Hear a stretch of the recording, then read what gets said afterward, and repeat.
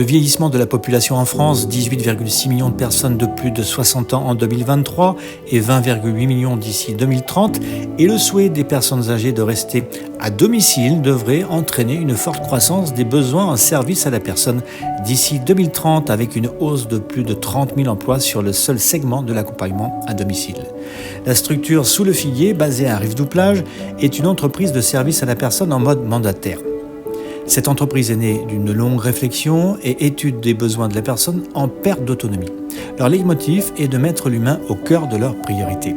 Alors il faut savoir qu'une entreprise qui exerce certaines activités de service à la personne peut faire bénéficier à ses clients d'avantages fiscaux et sociaux. Pour ce faire, elle doit déclarer son activité et dans le cas de prestations réalisées auprès de publics fragiles, enfants de moins de 3 ans, personnes âgées ou handicapées, obtenir un agrément préfectoral ou une autorisation du conseil départemental. Alors pour employer une personne à domicile, vous pouvez faire appel à un organisme mandataire. Ce choix vous permet de conserver votre statut d'employeur tout en confiant à l'organisme mandataire la charge de vous accompagner et de vous conseiller dans l'exercice de votre fonction d'employeur. En revanche, l'exécution du travail de votre salarié ainsi que le versement de son salaire vous incomberont toujours. Dans ce podcast de Radio Île de Ré, nous échangerons avec Ève Dumière, directrice de la structure Sous le Figuier, pour évoquer les orientations mises en place afin de créer une relation de confiance impliquant réserve et discrétion pour toute personne mandatée et à tout moment de la prestation de service. Elle se décline en prenant en compte tout l'éventail des droits du client. Mais au fait, c'est quoi une personne dépendante, Ève Dumière ?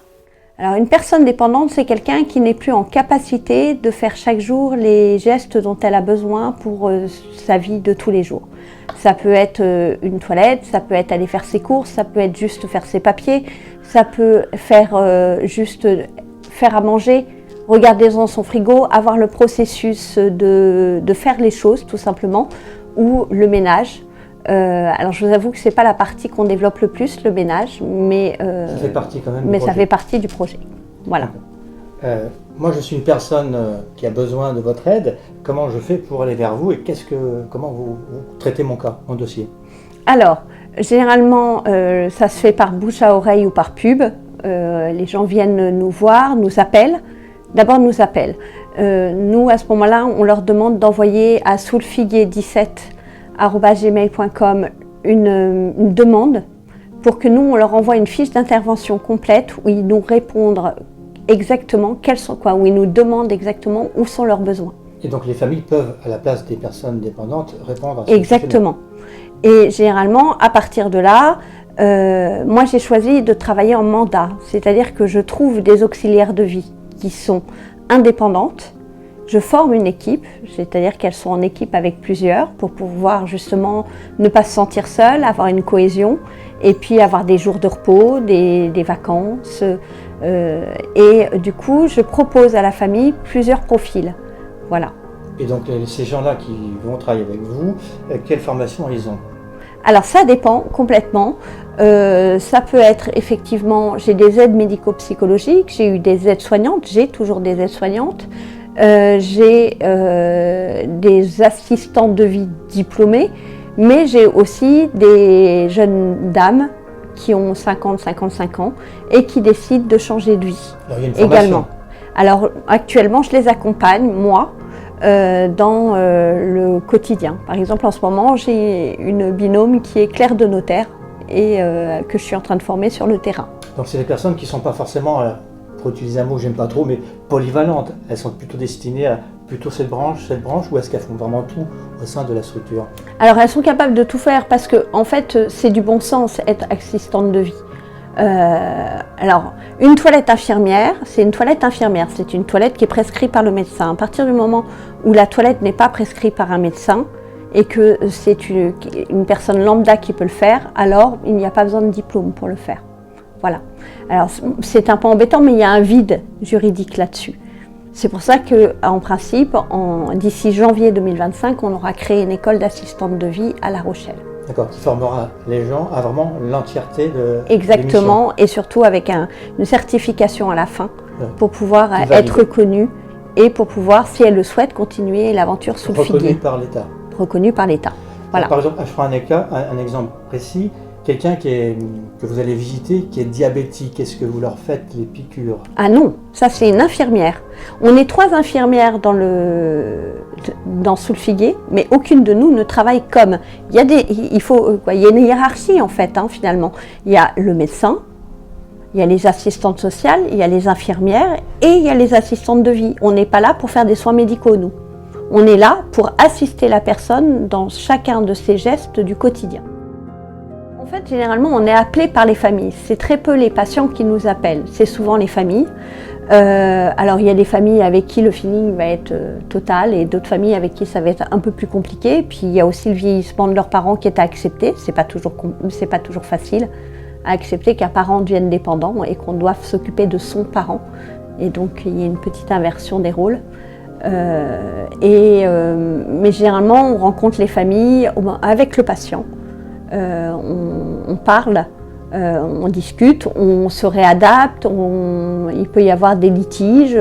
Voilà, c'est un partenariat.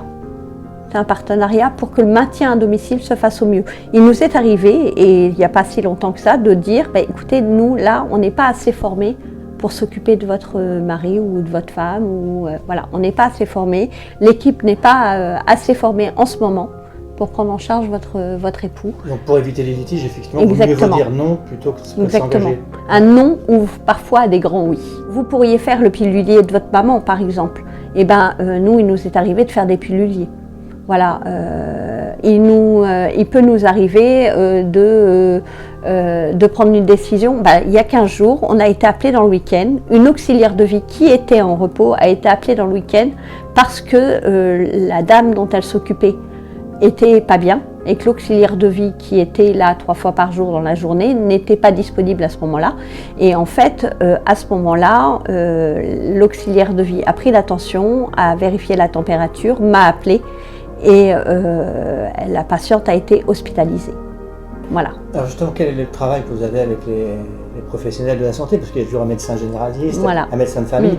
Comment ils vous perçoivent, vous, et puis comment ça se passe avec En fait, on a intérêt à travailler vraiment en collaboration. Là, le problème qu'on a eu, par exemple, c'est que c'était un week-end. Et le week-end, il y a un vrai vide, en fait, parce que à part le 15, on n'a pas d'aide. Il n'y a plus d'urgence sur l'île de Ré, sur La Rochelle. Voilà. Et donc là, on fait comment? On ne va pas dire à la personne, non, débrouillez-vous. Mais pourtant, nous, on n'est pas un service d'urgence. Mais vous êtes le relais alors en fait. Mais du coup, on est le relais. Et moi, là, ce jour-là, j'ai dit, moi, je ne sais pas, peut-être qu'il y a quelque chose de grave, peut-être pas. Et je ne prends pas la décision toute seule. Passons par les urgences, parce que c'est le seul endroit où j'avais un médecin sous la main. Ouais, donc là, c'est impérativement vers eux que vous allez. Voilà. Maison de retraite ou votre activité à vous, c'est quoi la différence réelle en fait? C'est juste que le patient reste chez lui. Que nous, on s'adapte plus à ses besoins et à sa demande. Et que, par exemple, ils n'ont pas forcément d'horaire pour manger. S'ils n'ont pas envie de manger, c'est pas 8h, midi, 18h. C'est en fonction de ce qu'eux ont l'habitude de faire. Ça peut aussi changer pour nous si jamais effectivement on a un problème dans les plannings. Mais je mets maintenant plusieurs personnes sur les mêmes patients pour éviter justement un trop grand transfert du patient sur la personne, parce que nous ne sommes pas la famille. Effectivement, moi là je viens d'accompagner quelqu'un que j'ai suivi pendant 9 ans. Je suis devenue un membre de sa famille à part entière. À son décès, j'ai eu mon cœur qui s'est brisé, puisque c'était, même si on sait qu'ils doivent partir un jour, voilà, c'était 9 ans de ma vie tous les jours. Et maintenant, vous évitez ça? Alors, c'est pas que j'évite, c'est que en fait, j'essaye de voir les choses différemment, et surtout, j'accompagne à la fois mes équipes et le patient à ne pas se focaliser juste sur une personne. Mais effectivement, il y a toujours des liens qui se créent un peu plus. Voilà, il y a toujours. Ah oui, mais alors celle-là, elle est mieux que l'autre. Hein. Le caractère, la manière d'être, etc. Il y a toujours un petit truc. De mon point de vue, effectivement, à chaque fois que j'ai accompagné des patients jusqu'au bout, j'ai toujours gardé un lien avec la famille. Après, je ne demanderai pas forcément aux filles de le faire si elles n'avaient pas envie de le faire. Je pense que ça appartient vraiment à chacun. Mais c'est pas simplement que vous non plus? Non plus. vous partagez vraiment l'intégralité des tâches. Ah non, voilà, de l'émission. c'est tout à fait. Tout à fait. Alors après, si c'est une patiente comme là, pour les 9 ans, la patiente voulait que ça soit moi et j'ai bien entendu que j'ai mis ma vie entre parenthèses pendant 9 jours.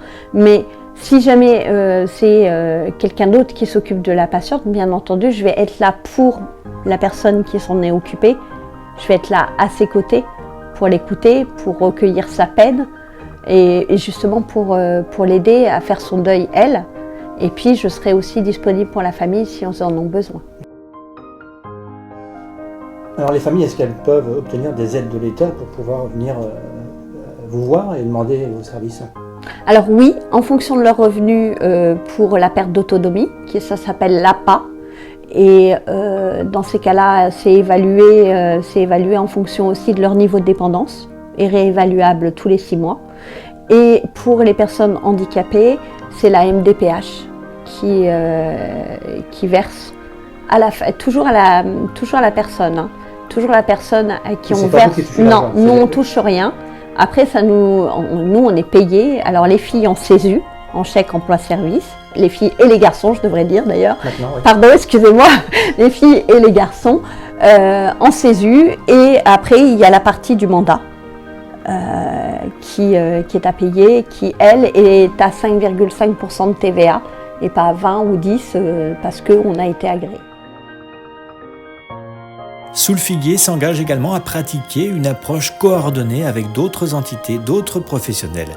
Elle assure la transparence de son action auprès de vous.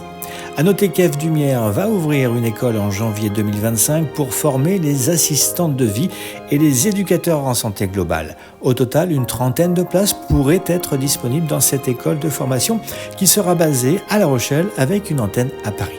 Alors pour contacter l'entreprise d'Ève Dumière, il est préférable d'envoyer un mail soulfiguier17@gmail.com ou alors consulter leur site internet www.soulfiguier17.com.